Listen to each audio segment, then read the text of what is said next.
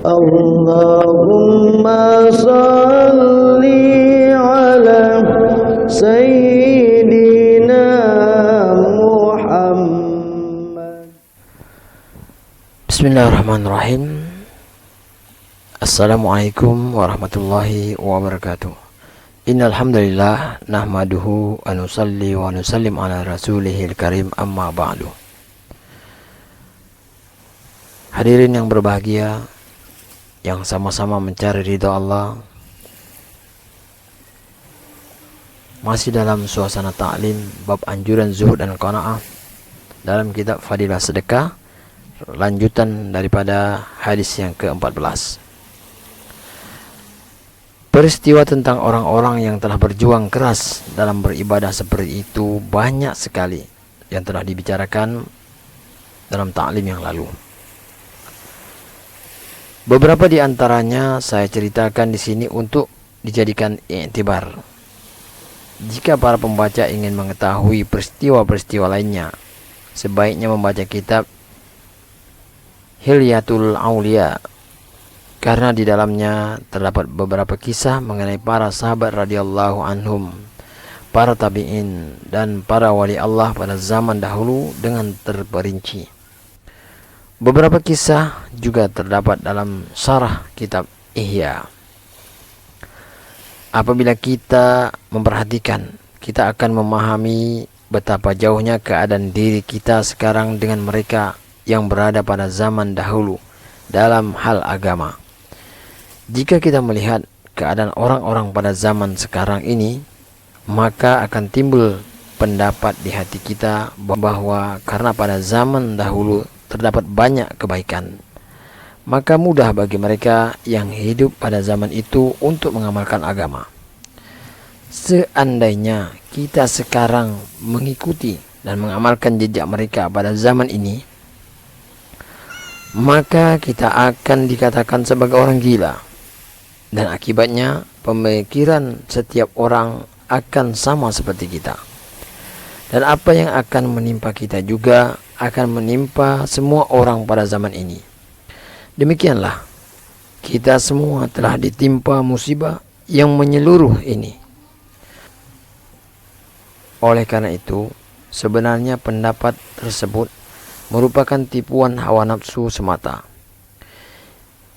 Jika terjadi wabah banjir di mana-mana sehingga menghanyutkan segalanya, dan ada orang yang pandai berenang dapat menyelamatkan dirinya dengan cara yang berbeda, apakah ia akan berdiam diri dengan hanya memikirkan bahwa ini adalah musibah yang menimpa semua orang?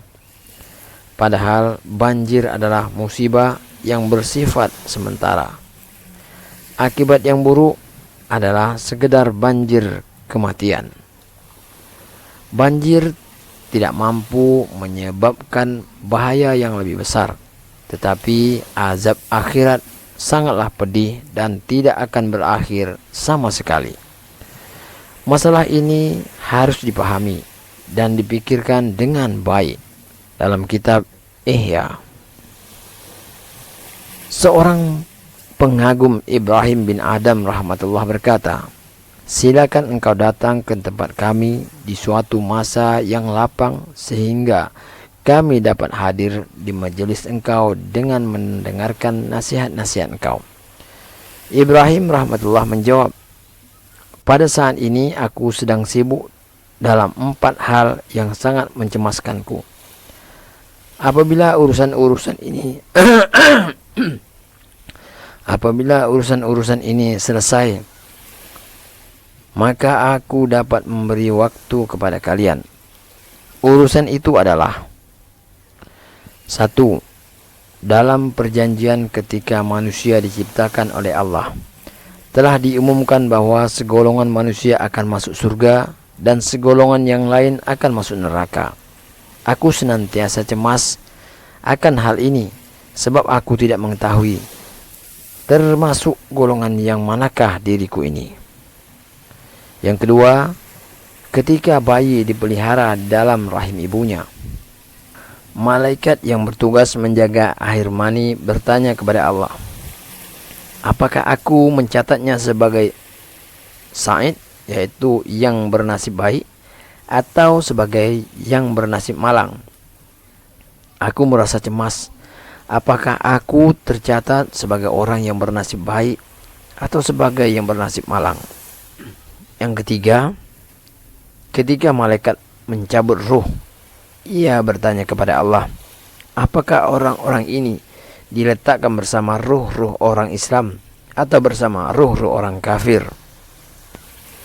Aku tidak tahu dan merasa cemas jawaban apakah yang diberikan Allah mengenai ruhku.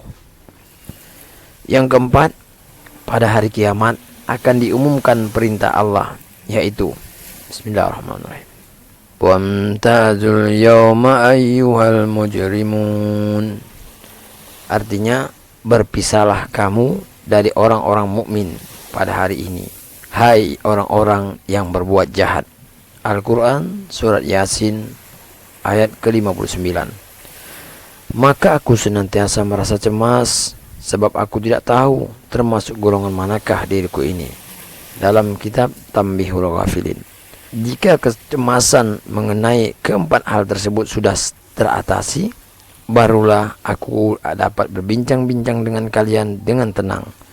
Sementara ini aku masih dalam keadaan cemas, resah dan gelisah. Bagaimana mungkin aku dapat menikmati ketenangan di sini? Alhamdulillah hadirin yang berbahagia, kita telah dengarkan sedikit ta'lim.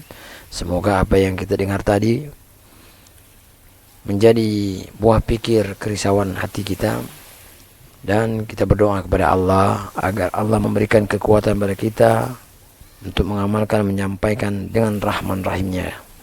Dan untuk sempurnanya majelis, kita tutup dengan doa kifarah. Subhanakallahumma wa bihamdika asyhadu an la ilaha illa anta astaghfiruka wa atubu ilaik. Assalamualaikum warahmatullahi wabarakatuh.